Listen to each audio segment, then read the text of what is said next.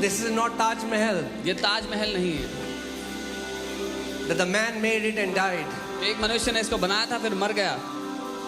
This is the house of God. ये परमेश्वर का घर है, उसका भवन है। Sunday service is not a memorial service. Sunday की जो सभा है वो शोक सभा नहीं है, It is a celebration service. ये एक हर्ष उत्सव की सभा है। And the head of the church, और कलीसिया का जो सर है he's right here. वो यहाँ मौजूद है। Jesus said, where 2 or 3 gather in my name, I am there in the midst of them. यीशु ने कहा जहाँ 2 या 3 मेरे नाम से जमा होते हैं वहाँ मैं उनके बीचों बीच मौजूद होता हूँ। Amen. Amen. So if you are wise, अगर आप बुद्धिमान हो, and I believe you are, और मैं ये मानता हूँ कि आप हो, then you will not sit casually in a time which can change your generations. तो एक ऐसा समय जो आपके आने वाली पीढ़ियों को बदल सकता है, इस समय में आप खाली हाथ या खाली मन से नहीं बैठेंगे यहाँ पर। Don't come to church to sit lightly and hear lightly the word of God, but in the sermon is a rhema word for you, for your children, for your generation, for your business, for your health, in Jesus' name. कलीसिया आने के बाद आप बिना ध्यान दिए, बिना वचन को सुने हुए ना बैठे, क्योंकि वचन के प्रचार में वो रेमा शब्द है जो आपके व्यापार, आपके परिवार सबको बदल सकता है। It's not about making notes. Notes बनाना मुद्दा नहीं है। There are some people who have filled registered with notes and there is no fruit in their life. कुछ लोगों ने रजिस्टर्स भर दिए नोट्स बना के, पर कोई फल नहीं आया जिंदगी में। Don't misunderstand. It's good to make notes. गलत मत समझना, नोट्स बनाना अच्छा है, It's good. अच्छा है, But you can make notes and not hear the rhema. पर आप नोट्स बना सकते हो और रेमा ना सुनो, यह संभव है। Rhema comes to those who eagerly expect rhema. रेमा उनके पास आता है जो दिल जान से इंतजार करते हैं, उसकी उम्मीद लगाकर बैठते हैं। That means you have not just come to hear a nice sermon. You are saying, Jesus, I have come to get a word for myself. इसका मतलब आप एक अच्छा प्रचार सुनने के लिए नहीं आए हैं, आप आए हैं यीशु, आप आज मेरे लिए व्यक्तिगत वचन देने वाले हो। Because you have to understand that He is a personal God. क्योंकि आपको ये समझना है कि वो व्यक्तिगत रिश्ता रखने वाला परमेश्वर है। He knows your need. वो आपकी जरूरत को जानता है। He knows what you are going through right now. उसको पता है आप किस बात से गुजर रहे हो इस समय।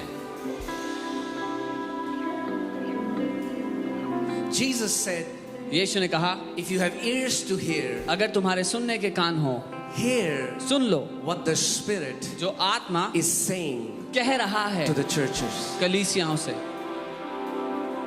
He's not talking about these physical वो ears. इन शारीरिक कानों की बात नहीं कर रहा है, He's talking about the ears of your heart. वो आपके दिल के कानों की बात कर रहा है। He's talking about the attitude with which you hear the word. वो उस रवैये की बात कर रहा है जिसके द्वारा आप वचन को सुनते हो।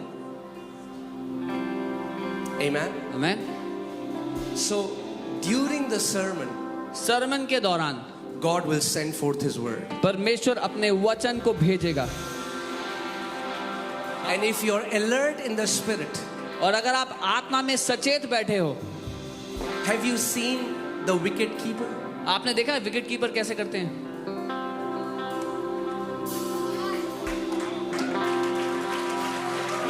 They are alert to catch it. वो ध्यान लगाकर बॉल पकड़ने के लिए खड़े हुए हैं। Come on, tell your neighbor. Say, neighbor, when the word comes, catch it. अपने पड़ोसी को बोलो, पड़ोसी जब वचन आए तो पकड़ लेना, Catch it. पकड़ लेना उसको, Catch it. पकड़ लेना वचन को। Revelation is not taught. Revelation is caught. परमेश्वर का प्रकाशन पढ़ाया लिखाया नहीं जाता, वो पकड़ा जाता है। Amen. Don't just be satisfied with information. सिर्फ ज्ञान पाकर संतुष्ट मत हो जाना, We need revelation. हमें प्रकाशन चाहिए। Amen. Amen. And revelation is not head knowledge. और प्रकाशन दिमाग से मिलने वाला ज्ञान नहीं है। You can hear a message, you can quote the preacher, you can preach the same message, but still not catch revelation. आप एक प्रचारक को सुनकर प्रचार में से क्या कहा बता सकते हो, लेकिन जो प्रकाशन है उसको ना पकड़ो, ये संभव है।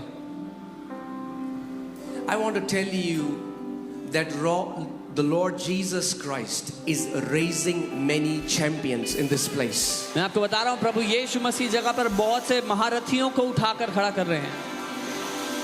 And can I tell you that champions are not born, champions are made. और मैं ये बता देता हूँ कि महारथी पैदा नहीं होते, महारथी बनाए जाते हैं। So don't say, oh pastor, इसलिए ये मत कहना, oh pastor ji, I was born in a village. अरे मैं तो गांव में पैदा हुआ था। I was born in a village. मैं गांव में पैदा हुआ था। Oh, I don't know English. तो मुझे इंग्लिश नहीं आती। Oh, I don't have any quality. वो मेरे पास कोई अच्छी योग्यता नहीं है। It's not about your talent, your quality, what you can do. Christ in you is the winning factor. आप कितने योग्य, कितने पढ़े लिखे हो, ये मुद्दा नहीं है। जो मसीह आपके अंदर रह रहा है वो आपकी जीत का मकसद, उसका कारण है। If you have Christ in you, अगर मसीह आपके अंदर है, you are the winning factor. तो आप जीतने वाला मुद्दा हो। Amen. So God is going to impart His word in you. परमेश्वर अपना वचन आपके अंदर प्रवाहित कर देगा।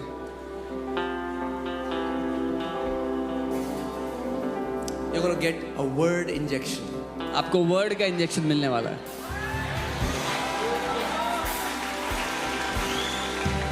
And the good news is that there is no side effect of this injection. और सबसे अच्छी खबर है कि इस इंजेक्शन का कोई नुकसान नहीं होता। Amen. So you can be seated. आप बैठ सकते हैं अपने स्थानों पर, but be ready to catch when the word comes. लेकिन तैयार बैठना कि वचन को पकड़ लो जब वचन आता है आपके पास। Amen. Amen. Hallelujah.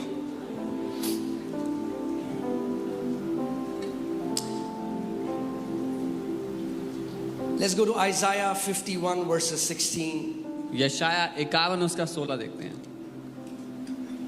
And God says, I have put my words in your mouth. और परमेश्वर कहता है कि मैंने अपने वचनों को तेरे मुंह में डाल दिया है। Whose words are they? किसके वचन हैं ये? Come on, talk to me. Whose मुझसे words बात are करो, they? किसके शब्द हैं ये? God's. परमेश्वर के। But where does He want to put His word? वो अपने वचन को कहाँ डालना चाहता है? In your mouth. आपके मुंह के अंदर। Because as long as the word is inside the leather book, they are of no use. क्योंकि जब तक वो वचन लेदर की किताब के अंदर हैं, वो किसी काम के नहीं हैं।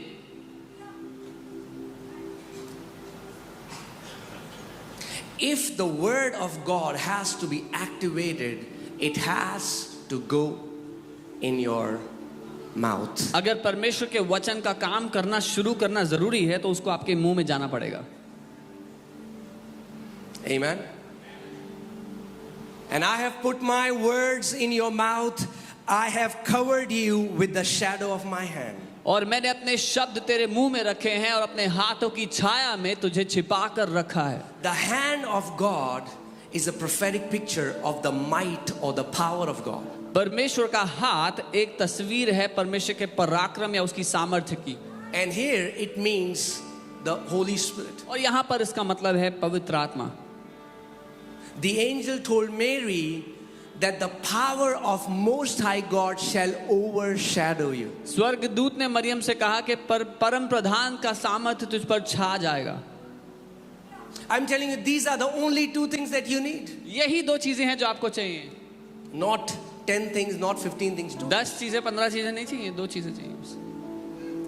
Two things. दो चीजें। If you can just become conscious of these two things, you will walk as a champion in the kingdom. अगर आप इन दो बातों के लिए सचेत हो गए तो एक महारथी की तरह जियोगे राज्य में। Amen. The first is His word in my mouth. पहला है उसका वचन मेरे मुंह में। Say this after me. God's word in my mouth releases God's power. मेरे साथ बोले, परमेश्वर का वचन जब मेरे मुंह में आता है तो वो परमेश्वर की सामर्थ्य को खोलता है.